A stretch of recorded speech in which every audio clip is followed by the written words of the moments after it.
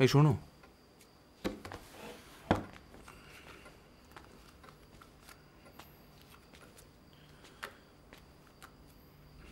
ধরো, ফেলে দাও এটা। আজ থেকে বাড়িতে নতুন নিয়ম, যতদিন না খোকা হচ্ছে বাড়িতে ধূমপান বন্ধ। আর হ্যাঁ, আমি একা নই, তোমার ঠাকুরপোকেও বলে দিও। খুকি হলেও একই আইন প্রযোজ্য তো? আহা, আমি তো সেভাবে কথাটা বলতে চাইনি। খোকা খুকু যাই হোক না কেন, নিয়মটা একই। খুশি? এসো। এমনিতে তোমার শরীর ঠিক আছে তো? কোনো অসুবিধা হচ্ছে না? দেখো, এই বাড়ির কাজকর্ম যখন করবে আর কলতলায় যখন যাবে একটু সাবধানে। ডাক্তারবাবু কিন্তু বারবার বলেছেন প্রথম 2-3 মাস একটু ওই। সাবধানেই আছে, অত চিন্তা করতে হবে না। কবে থেকে বলছি, একটা খোকা আর একটা খুকির নাম ভাবো।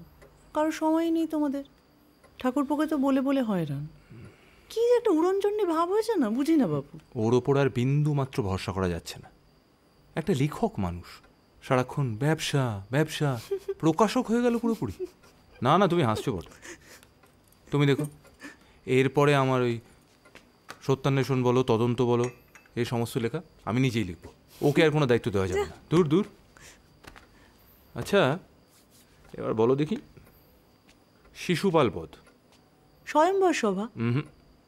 সভা পর্ব। কি হয়েছিল?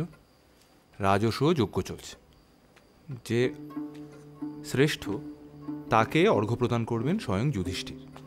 এখন কে শ্রেষ্ঠ সে নিয়ে যখন জোর তর্ক লেগেছে, তখন ভীষ্ম বললেন, অসূর্য মিব সূর্যেন নির্বাতি মিব বায়ুনা ভাসিতং লাদিতং চৈব কৃষ্ণেনেদং সদাহিণ্ড।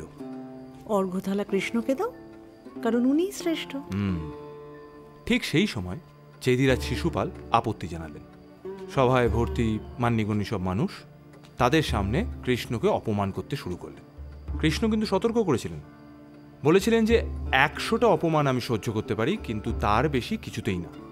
অপমান 100 পেরোতেই মুন্ডুখানা খেঁচা। না মশাই, ঘ্যাচাং করার ইহাই তো যথেষ্ট কারণ নয়। কি বলো তো?